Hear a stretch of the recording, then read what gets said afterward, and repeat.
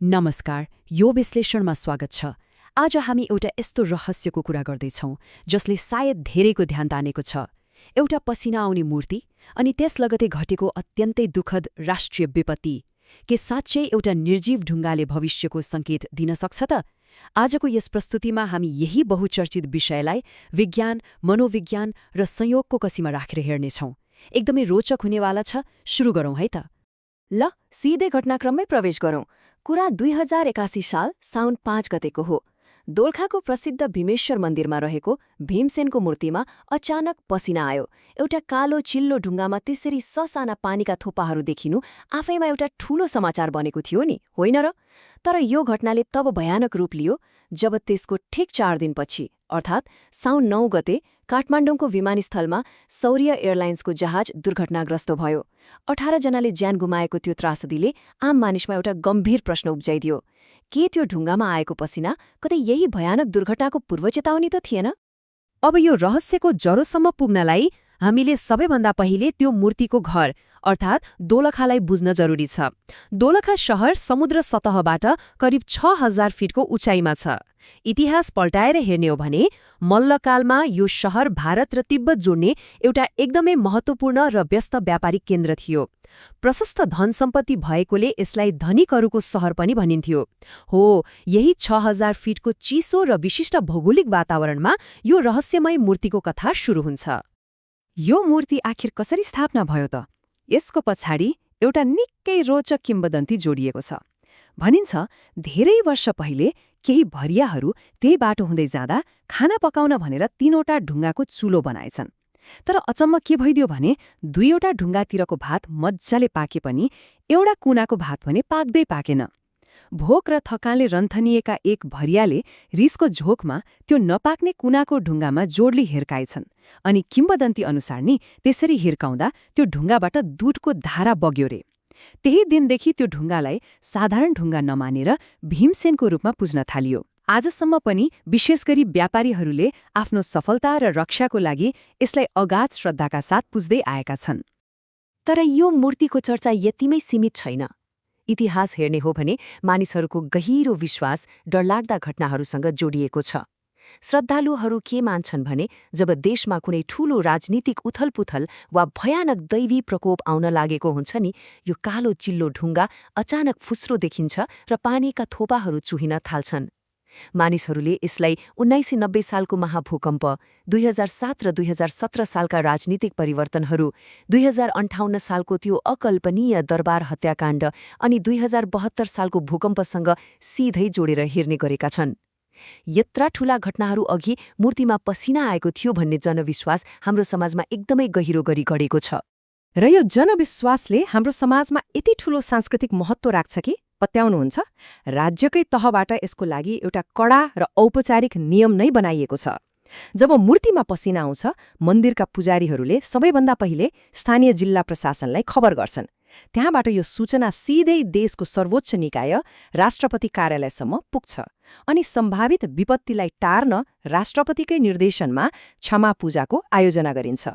यो प्रक्रिया पूरा नभएसम्म पसिना पुछिएको कपडा महाप्रसादका रूपमा बुझाउने चलन अघि बढ्दैन। यसले के देखाउँछ भने यो चिया पसलको हल्ला मात्र होइन, राज्यको माथिल्लो तहसम्मै जोडिएको एउटा गहिरो आस्था हो। तर यहाँनिर रोकिएर सोचौँ त, यो सम्पूर्ण घटनाक्रमलाई साँचो अर्थमा बुझ्नको लागि एउटा एकदमै महत्त्वपूर्ण प्रश्न सोध्न आवश्यक छ।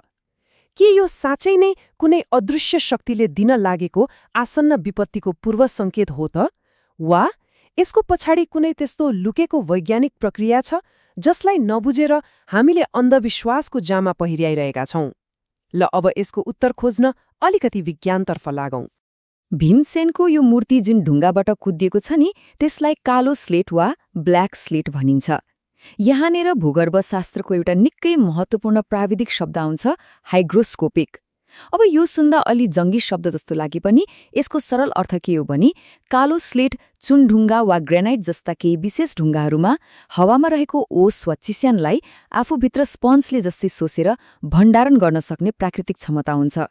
कुरा यति हो, यो कुनै जादु होइन, ढुङ्गाको एउटा सामान्य भौतिक गुण मात्र हो।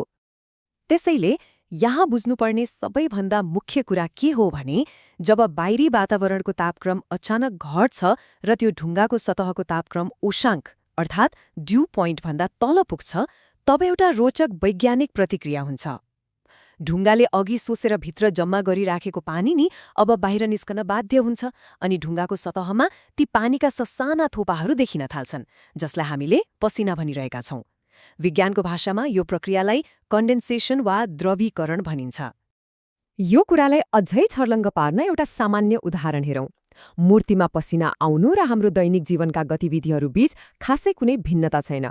भान्सामा खाना पकाउँदा तातो भाँडोको बिर्कोमा जसरी पानीका थोपाहरू जम्मा हुन्छन् नि हो, ढुङ्गामा पसिना आउनु पनि ठ्याक्कै त्यही प्राकृतिक कन्डेन्सेसनको प्रक्रिया हो। यो हाम्रो वरिपरि सधैँ भइरहने एकदमै सामान्य भौतिक विज्ञान हो, अरू केही होइन। अब यो तुलनालाई हेरौं।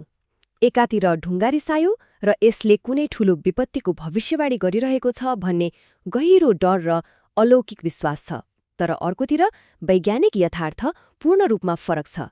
यो त केवल एउटा हाइग्रोस्कोपिक कालो स्लेटमा तापक्रमको घटबढले गर्दा हुने थर्मल कन्डेन्सेसनको प्रक्रिया पो रहेछ।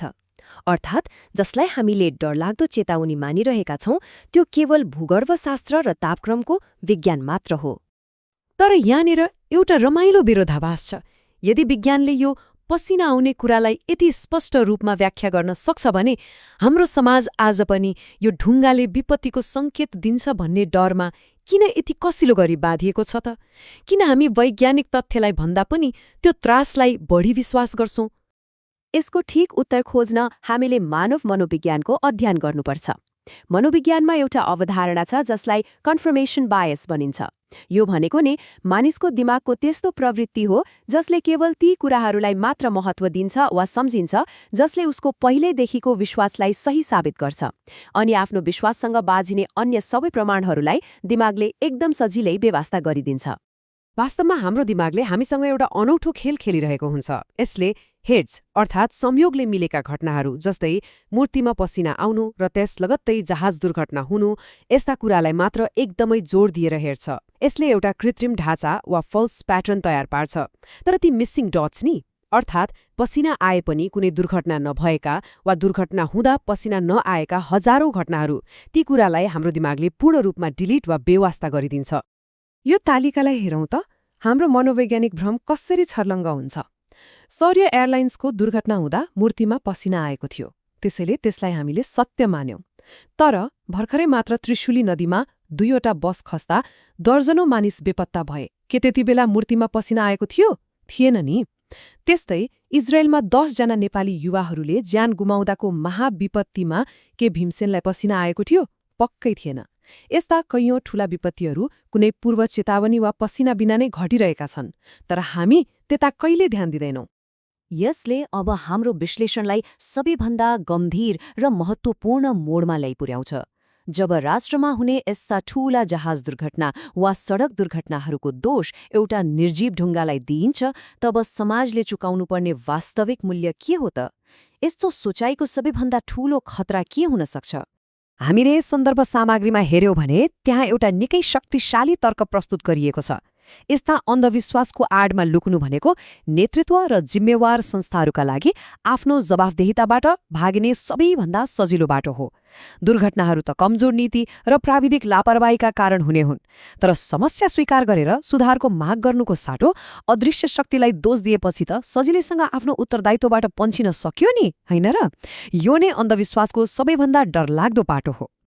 तसर्थ राज्यले लाखौं खर्च गरेर क्षमा पूजा आयोजना गर्नुको साटो वास्तविक सुरक्षाका उपायहरूमा ध्यान केन्द्रित गर्नुपर्छ। विपत्तिको संकेत पर्खेर बस्नुभन्दा विमानस्थलमा सुरक्षित ह्याङ्गरहरू निर्माण गर्ने र पाइलटहरूको तालिमलाई अझ चुस्त र प्रभावकारी बनाउने कुरा धेरै महत्त्वपूर्ण हो।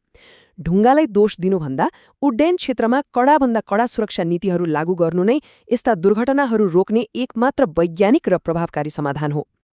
व्यक्तिगत आस्था र विश्वासको हाम्रो संस्कृतिमा अत्यन्तै उच्च र सम्मानित स्थान छ, यसमा कुनै शङ्का छैन। यसले मानिसलाई आशा दिन्छ। तर जब त्यो आस्था अन्धविश्वासमा परिणत हुन्छ र त्यसलाई प्रयोग गरेर प्रणालीगत कमजोरी र प्राविधिक लापरवाहीहरूलाई ढाकछोप गर्न थालिन्छ नि, तब यसले मानव जीवनकै अवमूल्यन गर्छ। आस्थालाई प्राविधिक असफलताहरू लुकाउने ढाल बनाउनु कदापि हुँदैन, किनकि यसको मूल्य मानिसले आफ्नो ज्यान दिएर चुकाउनुपर्छ। त्यसैले यो विश्लेषणको अन्त्यमा आइपुग्दा एउटा गम्भीर प्रश्न हाम्रो सामु खडा हुन्छ।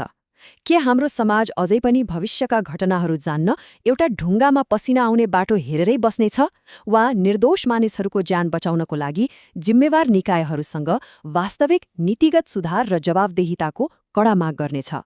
ढुङ्गा पसिना आउनु एउटा रोचक भूवैज्ञानिक प्रक्रिया पक्कै हो, तर हाम्रा कमजोरीहरूको समाधान विज्ञान र सुशासनमा मात्र छ।